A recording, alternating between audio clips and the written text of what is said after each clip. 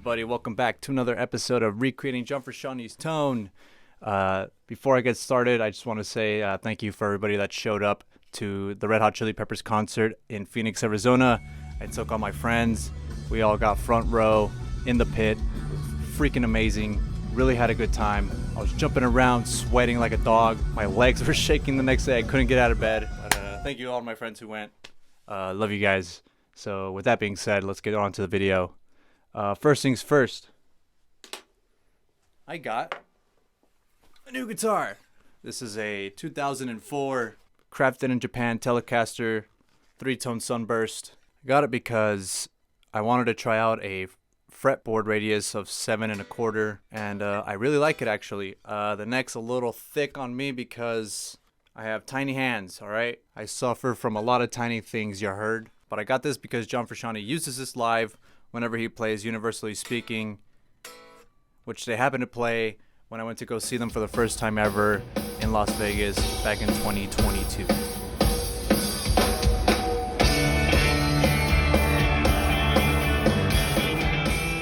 And this guitar is going to help me a lot because a lot of songs were recorded or overdubbed with a Telecaster. For example, Parallel Universe, Scar Tissue, Tell Me Baby, and of course Universally Speaking. Alright, so I had to do a couple things to this guitar, alright? I had to change the pots because when I have it dialed all the way up, it would be too loud. But if I felt like it didn't do anything after I passed about halfway, so there was no, literally, it was either all the way on or halfway off. I didn't like that, so I had old alpha pots in here, and I changed them to CTS ones, added a better tone bleed circuit, and now this thing just, sings. It's awesome. I can't wait to do other songs like Can't Stop, but you guys are going to have to wait for that one. So other than this piece of gear that I bought that is introduced in this video, I'm going to talk about this guy over here, the Ibanez WH10. Specifically what it does to your signal after it is introduced into your pedal chain. So I didn't know this for the longest time. Most pedals, if not all pedals, need to have some sort of buffer because you're having a line signal coming out of your guitar going into your pedal, and that needs to be amplified just a little bit so that you don't lose a ton of signal. Even something like a Boss Chromatic tuner has a buffer in it. So when you pair this with a CE1 preamp, without it, the CE1 acts more like a attenuator almost. When you just have the pedal by itself, it's gonna not have a strong signal and your guitar is gonna sound very weak. Yes, you can drive the preamp in that to help alleviate some of those problems, but it's also gonna introduce gain, that distortion. And you don't want too much of that, otherwise your sound's gonna sound too heavy. So when you put something like a buffered pedal, for example, the Ibanez WH10, it's going to help boost your signal into the CE1 without introducing all that unwanted distortion. But it still keeps the warm, full range of your guitar. In this case, I'll be using the Telecaster. Alright, and one day I was looking up, do guitar pedals have buffers in them? And the first thing that comes up is this. It's from Sweetwater and it says, many pedals, particularly those made by Boss and Ibanez, include a buffer that remains in the signal path even when the effect is bypassed. Bypass just means when the effect is turned off. Even though it is not currently on, it is still going to affect your tone in some way or shape. And what is John Frusciante most known for using? A Boss DS2 and a WH10 wah. So when you add these together before the CE1, it's going to really help alleviate some of that signal loss you get when you use the CE1 without these pedals. In fact, let me show you. Alright everybody, when the light is turned green on the switchback, that means the WH10 is in fact in the circuit, meaning your signal is going to be buffered, and when it's red, it's not.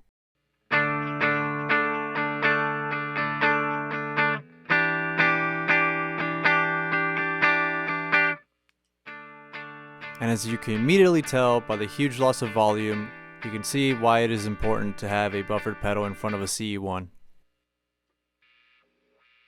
And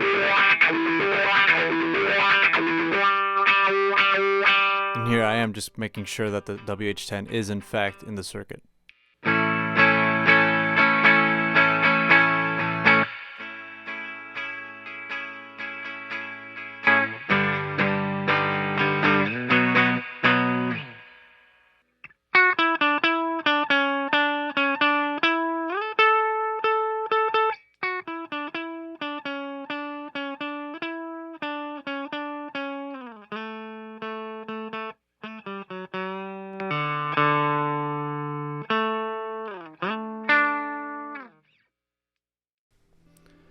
Alright, so now that you guys understand that some other pedals affect the way others react with your guitar, we're going to talk about the main effect for this song, which is the chorus from the Boss CE1.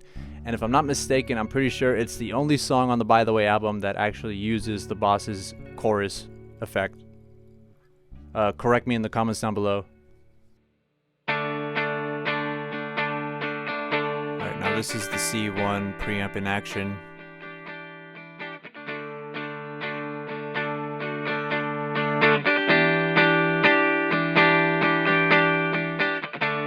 But I like it a little bit past 1.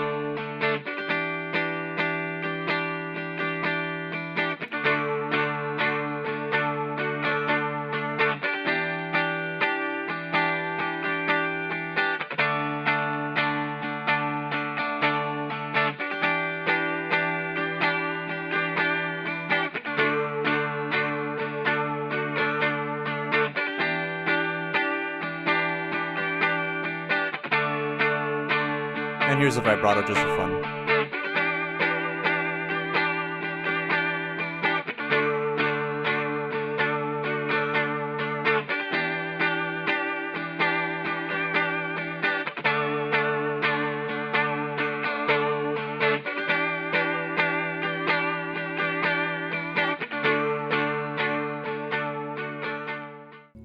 But yeah, this song's another simple one, right? All you need is a chorus, a little bit of reverb, and you got it.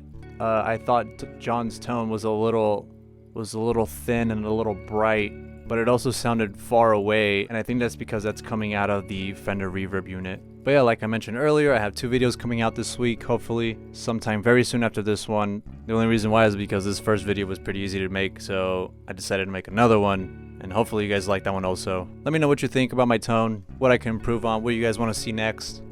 I'm actually going to record the next video right now. But yeah, stay tuned. Peace.